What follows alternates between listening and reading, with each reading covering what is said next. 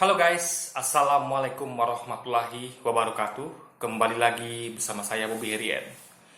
Kali ini saya ingin membahas mengenai komponen pertahanan bagi suatu negara ya. Lebih spesifiknya itu Indonesia ya. Jadi kita ngomong mengenai pertahanan dan keamanan, yaitu Hankam gitu. Nah ini nih biasanya adalah concernnya Pak Prabowo nih guys. Jadi concernnya Pak Prabowo Subianto, seorang Pak Prabowo Subianto, Ketua Umum Gerindra, dia adalah Menteri Pertahanan Keamanan kita guys. Concern dia tentu bagaimana membuat supaya Indonesia ini aman gitu, baik ancaman dari dalam maupun luar, ya kan? Makanya beliau selalu membicarakan mengenai postur anggaran. Dia membandingkan dengan negara maju seperti Rusia, Amerika, atau misalnya kayak apa ya? Kayak Cina gitu kan, bagaimana mereka tuh bahkan Singapura itu membesarkan postur anggarannya gitu guys. Nah tapi ada yang beliau lupakan. Nah itu tuh saya akan bahas di sini guys ya.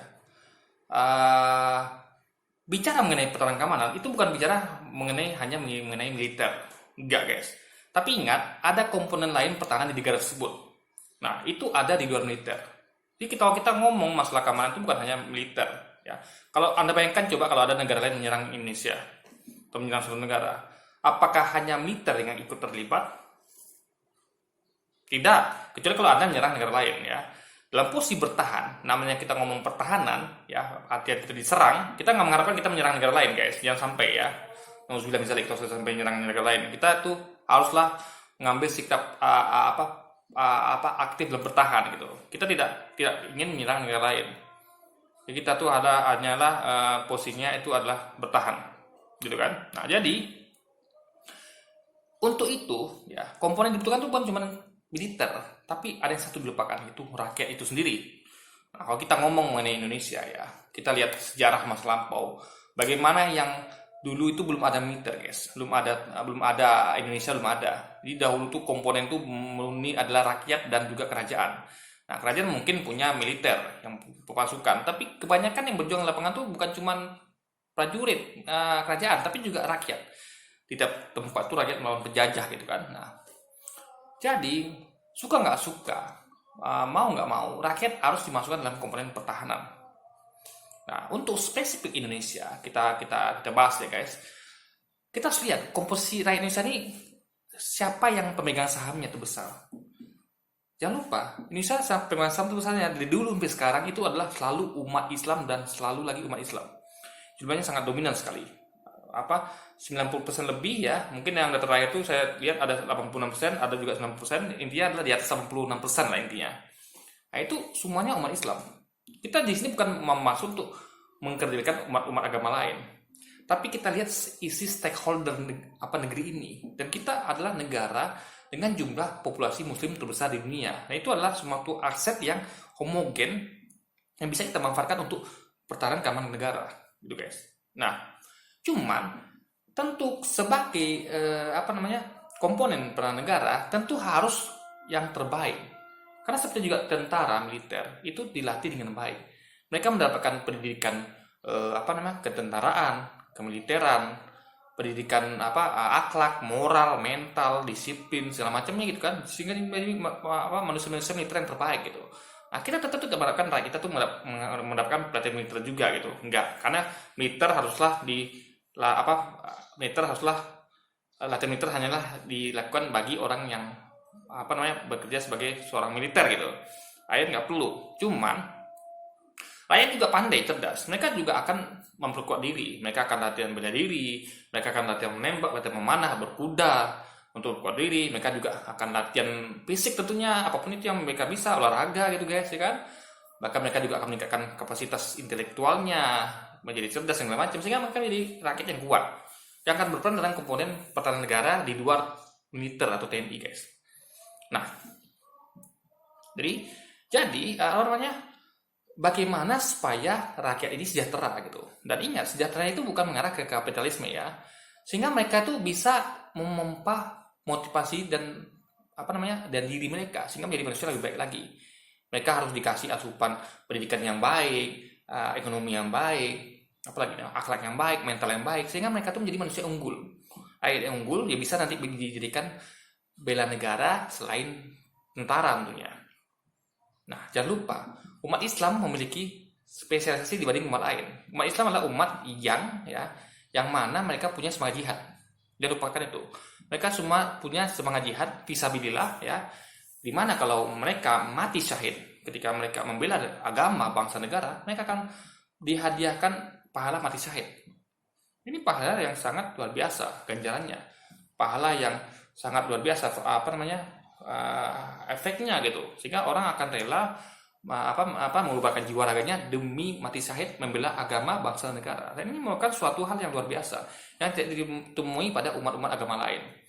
Hanya ada ditemukan di ajaran Islam. Nah, ini suatu hal yang sangat bagus untuk diambil sebagai senjata gitu. Senjata untuk, kalau kita tahu namanya perang itu kan bukan cuma butuh power, tapi juga semangat. Itu kegigihan, keberanian untuk mengorbankan jiwa dan raga, dan itu sudah dimiliki modal oleh umat Islam. Ya, nah, jadi cuma masalahnya adalah umat Islam ini sekarang direcoki dengan paham-paham seperti komunis, ya, atau kapitalis. Itu bahayanya, guys. Kenapa saya katakan berbahaya?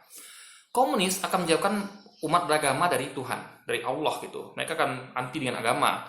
Mereka akan mulai alergi dengan agama. Ketika mereka seharusnya dituntut untuk taat, mereka menjadi alergi. Mereka akan melihat orang-orang taat itu sebagai orang-orang yang radikal gitu. Itu sangat berbahaya. Sehingga mereka akan jauh dari agama. Mereka akan hidup sekuler nanti. Hidupnya berdasarkan apa yang mereka mau, bukan berdasarkan dari apa yang Allah mau nantinya. Itu berbahaya. Itu kan menghilangkan rasa jihad mereka. Karena mereka tidak lagi berjihad berdasarkan pada perintah Allah, tapi mereka berjihad berdasarkan hawa nafsu mereka, guys. Itu berbahaya kalau paham komunis sudah merajalela. Lalu paham kapitalis juga berbahaya. Mereka akan menjadi umat-umat Islam yang tidak lagi mencintai akhirat. Mereka tidak lagi mencintai Allah dan Rasulnya, tapi malah mereka akan mencintai dunia. Mereka akan ubud dunia, sehingga mereka akan ragu untuk mengorbankan jiwa raganya, ya, karena mereka lebih mementingkan dunia. Mereka takut kehilangan dunia daripada kehilangan akhirat, guys. Itu sangat berbahaya. Makanya kita harus jaga rakyat kita yang mayoritas muslim ini dari penyakit-penyakit komunis dan kapitalis. Nah, itu yang terus selalu kita perjuangkan gitu. Yang itu yang perlu kita hadapi bersama gitu. Nah, Menteri Pertahanan dan komponen di dalamnya itu harus sadar itu. Kalau ada komponen lain di luar dari militer, tentara yang bisa digunakan sebagai backup untuk menjaga negeri ini, untuk mengawasi, menjaga supaya negeri ini ya tetap dalam kondisi aman gitu, guys. Bahkan ketika diserang sekalipun gitu, akan banyak umat Islam yang mau berjihad karena mereka sudah taat pada agama, mereka sudah disiplin. Karena ibadah-ibadah itu, guys, kayak sholat wajib, sholat sunnah itu kan mengajarkan disiplin. Untuk sholatnya mereka disiplin, apalagi mereka untuk melakukan hal lain, untuk bekerja, untuk melakukan yang terbaik dalam hidup, mereka akan lebih disiplin lagi karena sudah dilatih, digembleng melalui sholat tadi dan juga amalan-amalan sunnah lainnya gitu. Dibandingkan orang-orang yang sekuler, yang suka-sukanya aja, itu sholat nggak bener itu, suka-suka gua dong, mau sholat ya sholat, enggak, itu kan udah ciri-ciri orang yang nggak disiplin, guys. Jadi taat pada agama ya itu menjadikan orang itu disiplin. Dia akan memulai dari disiplin sholat dulu, disiplin ngambil wudhu, disiplin baca doa ketika mau makan dan segala macamnya. Itu akan membantu pribadi yang disiplin gitu. Nah, itu yang diajarkan di kemiliteran. Nah, jadi kita harus memanfaatkan potensi umat Islam yang ada mayoritas di Indonesia ini sebagai salah satu komponen dari pertahanan keamanan negara, ya kan? Nah, sekarang kita ngomong mengenai garis komando. Ya, jangan lupa umat Islam itu hanya bisa dikendalikan oleh ulama. Ya. Mereka bergerak kalau ulama komandoi. Ingat, garis umat Islam itu komandonya pada ulama, bukan pada Panglima TNI, guys. Bukan. Panglima TNI atau Menhan itu komandonya sampai pada prajurit ke bawah. Kalau umat Islam itu komandonya pada ulama. Makanya ketika ulama berkikan teriak Allahu Akbar, jihad, waktu Surabaya itu Bung Tomo, itu umat langsung bergerak, guys. Waktu juga operasi Gajah PKI juga begitu. Ulama menyuruhkan umat bergerak. Jadi ingat, jadi ingat ada komando lain selain dari komando militer, yaitu komando ulama. Nah, musuh-musuh negara kita tahu kalau ini rakyat yang muslim ini sudah timbul jiwa jihadnya, sudah taat pada ulama, udah dekat sama ulama, udah di bawah komandan ulama, mereka akan susah untuk menyerang Indonesia. Mereka paham itu, guys. Contohnya kayak Hamas. Anda lihat Hamas bagaimana susahnya Palestina dikuasai karena masih ada Hamas. Selama masih ada Hamas ya, itu susah dikuasai. Taliban juga bagaimana bisa Taliban mengusir Rusia. Ya. Selama masih ada orang-orang seperti itu, guys, itu akan susah tuh dikalahkan. Bagaimana juga Rasulullah dulu bersahabat juga dengan jumlah sedikit, Muhammad Al-Fatih ya, dari betapa taatnya dia kepada Allah dan Rasulnya, dia bisa menggerakkan pasukan yang dikatakan bahkan pasukan terbaik, dia bisa mengangkat kapal, melewati bukit. Anda bayangkan itu bagaimana itu manusia biasa nggak mungkin melakukannya kecuali kalau nggak jemaah jihad ya. Itu kan menimbulkan power luar biasa, guys. Nah, musuh negara kita tahu itu, ya, eksklusivitas dan kemampuan tempur, semangat jihad dari umat Islam itu mereka tahu. Maka mereka berusaha melemahkan itu sekarang dengan mencoki kita dengan paham-paham komunis, kapitalis, sekuler, agar umat Islam itu tidak lagi punya semangat jihad, agar umat Islam itu putus komando dengan para ulama.